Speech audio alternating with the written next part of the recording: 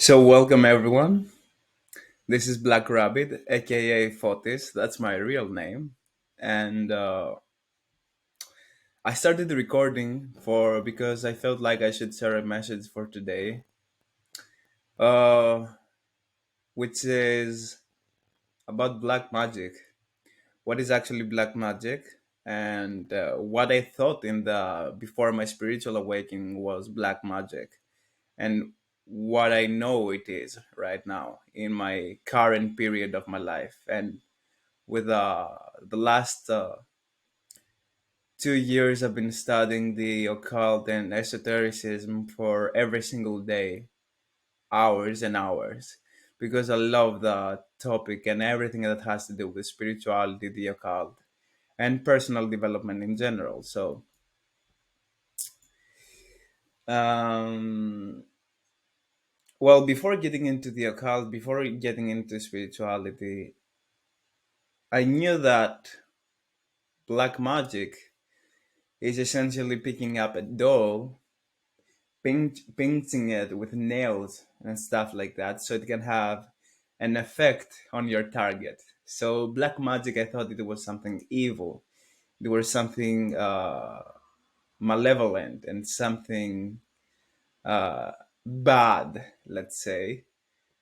Because I was also raised to be a Christian. Well, not a fanatic Christian, but still I was a Christian. The programming was in me. And I thought that it was a malevolent practice that weird people do to other people. And I didn't even know the purpose of it. So, black magic for me was whenever I was hearing the word black magic, I would think evil things, bad things, malevolent things. Now, did I necessarily studied the realm and the knowledge of black magic? No, I didn't even get into it because I thought it's malevolent. And why do that? Why study black magic? Because at the first place, I knew it wasn't for me. It's a bad thing, and I'm a good person. Well, that was my perspective on black magic. And on the other hand, I didn't necessarily believe that pinching a doll could have an effect on someone. And yeah, I thought it was kind of funny.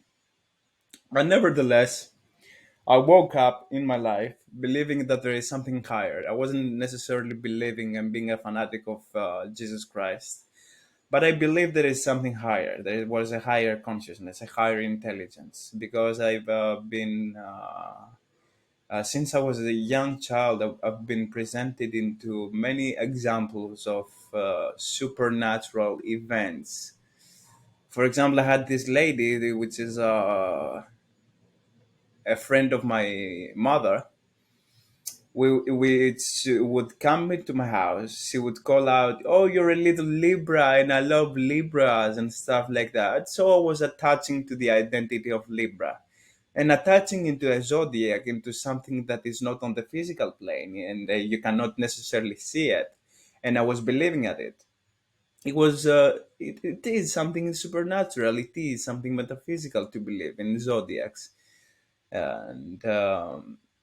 and as I was getting attached to the identity of a Libra, I was studying also in the daily zodiac and horoscope sites and websites of mainstream astrologers, what Libra would mean and what's the compatibility of a Libra with an Aries and a Pisces, etc., etc.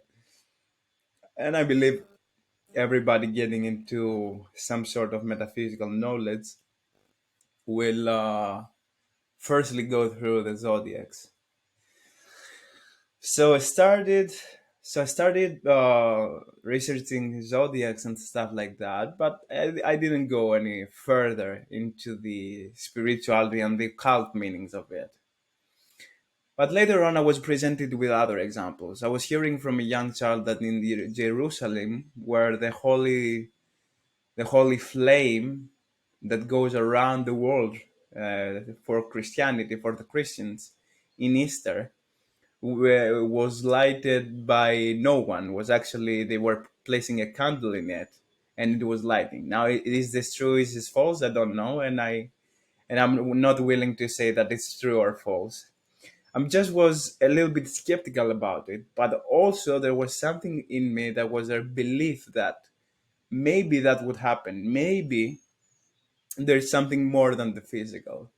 I would listen to stories where people were going to churches, not actually churches, monasteries on top of the mountains where there were white magicians, as I call them now, or holy saints, let's say. I mean, physical people, I mean, real human beings that before they were getting into the monastery, they would, the priest there would know their name, would know their life purpose, would know what is going to happen to them and what should they should be careful. And I was hearing all these stories, and there is a part of me wanting to believe that a lot. So, well, the initial matter that I was discussing about is black magic, and what I knew was black magic before. So why I'm demonstrating and explaining all these examples is because there was something I was exposed to metaphysical stories. I was exposed to stories that required a certain level of belief in order to comprehend or understand them or even be receptive to them. So I had a solid, let's say, foundation into going the occult. I wasn't necessarily stuck into a uh, materialistic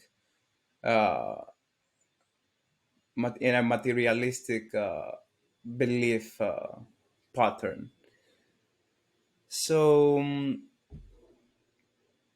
when I got into the occult, and the reason I got into the occult is because I wanted to go through personal development. So during the quarantine with the COVID, I started getting into the extreme levels of personal development. So exercising, reading books, reading psychology tricks to be more attractive, to understand myself, how to shadow work, and eventually got into NoFap, the movement of NoFap, which essentially means to not masturbate.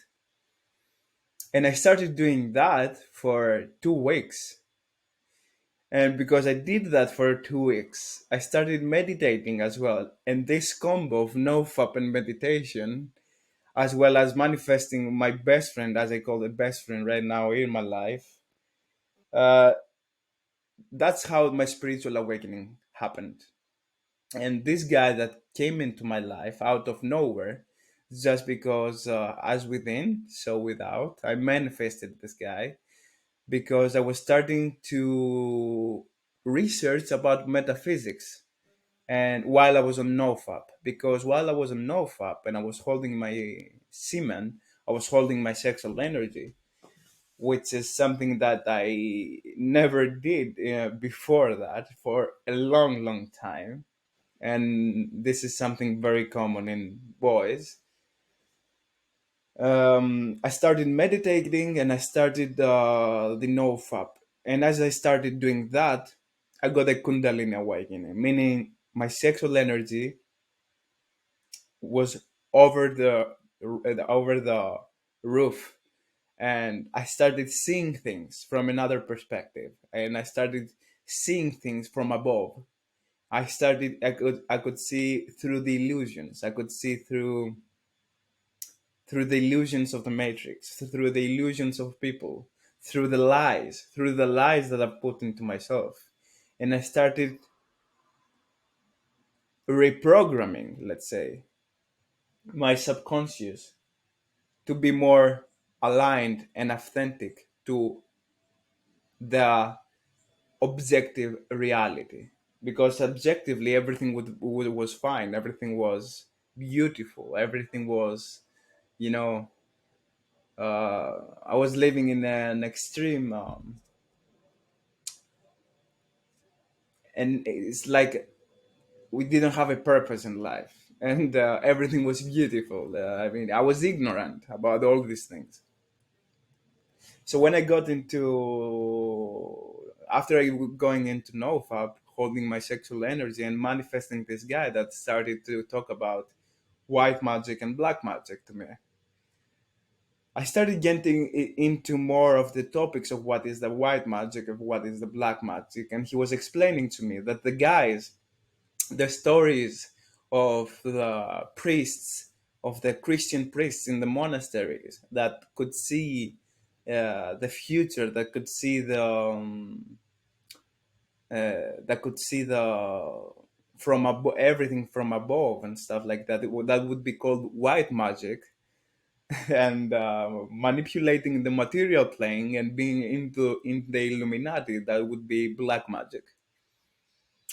Well, which is kind of true and kind of false as well. This comes from a dualistic thinking, but it is what it is. It was a part of my awakening. So when I got into black magic, I was really afraid.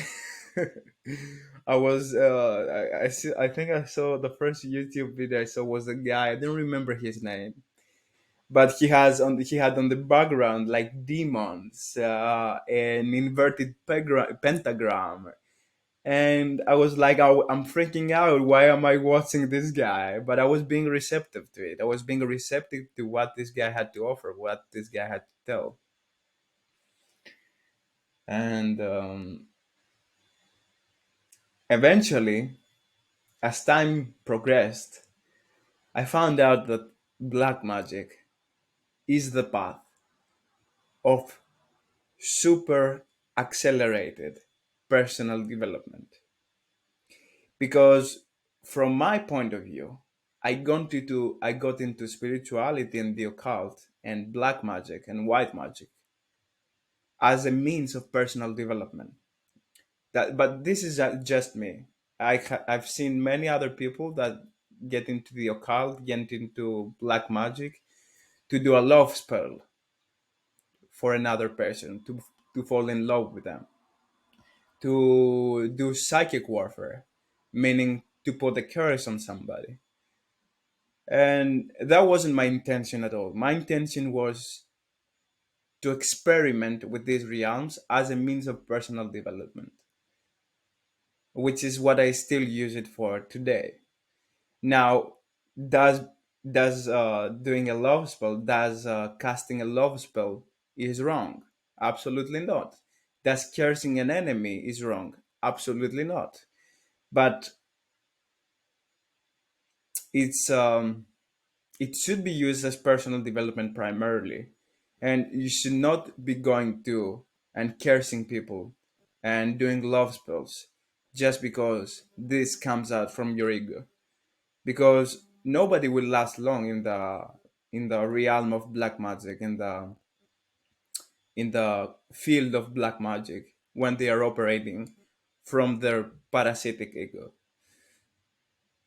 So the first thing you have to know if you're getting into this field, that you should always be in check of your ego, because when you're starting to working with the darker side of your evolution, with the evolution, you will notice that you will have to shed and you have to destroy many belief systems, many structured things about the world around you, and in a sense you could have to go through many ego deaths, which is wonderful, which is a beautiful process. It's also very hard and very challenging, and not many people that get into the occult are willing to do. So, before getting into the black magic was an evil thing. It was used by evil people. It was used by for malevolent practices, etc., etc. And now after 2 years of heavy studying and a half year of practicing black magic, I've seen that my life has turned into a very, very, very beneficial route for me. It has been, I have used black magic as a means of super accelerated personal development and spiritual development. It's amazing how powerful it can be. But also, I had to let go of many things. I had to let go of friends. I had to let go of habits. Essentially, the hardest part for me was habits, addictions, drug addiction. And when I say drug addiction, I don't mean something heavy, but I was smoking marijuana and weed for. I was a heavy, heavy user of that. I was smoking daily and alone, while I was simultaneously researching the occult and black magic. I was smoking weed as well. So that served this purpose, and I no longer have it in my life, and I'm pretty grateful for that. And the reason why I don't have it in my life, because first I decided to let it go, and secondly, getting into black magic practice with a certain spirit that I've signed a pact with to delete uh weed from my life and help me, give me the willpower to do so. It has been it has been extremely beneficent and powerful practice for me. I felt like this was a huge boost, a huge push in the right direction, and with the help of the spirit, I've managed to do a lot. I've managed to quit cigarettes and nicotine. I managed to quit weed, and this was the two primarily habits that I had, which were very difficult to surrender and let go. So after 2 years, I understood that black magic, the occult, the dark arts, are a tool for personal development, are a tool for an accelerated evolution of the self. You can change things to the material plane so much easier than you would do without having the knowledge of magic and the occult. You can you can unlock certain inner powers that you were suppressing this whole time, maybe because of you not acknowledging them, or of you being programmed of the society of having these powers is bad, and it's bad for you, and it's bad maybe because of God. It's bad maybe because you have to be the good ship, you have to be the good guy in the society, and all these illusionary things that you have to let go, and in order to step into your true power. So black magic is a tool for personal development and accelerated personal development, and I'm so grateful that I am in this field, and I'm practicing the dark arts, and I love it. But I also, if you are getting into this field, you should keep in mind that there's gonna be many, many changes, and these changes may not be comfortable. You have to go through many difficult situations and uncomfortability, because uncomfortability and negative energy is the one that shapes you and changes you from one state to the other. And if you want to go practice the dark arts, you have to be friend with a negative energy. So that was the message that I want to get through today. If you liked it, consider liking the video and also subscribe, because why not? And second of all, I'm gonna be uploading much more knowledge and experience and perspectives I have on this field in my channel. So stay tuned because I think this will give you a lot of value. And I don't think there are many people out there that use and teach the black magic and the dark arts, the darker side of evolution, from the perspective, from the point of view of personal growth. Many people use that for to dress their egos, to dress their style, to dress the part of their identity. They teach you how to curse people, but they don't teach you how to reflect on the trauma that triggered you to curse the other person, you know?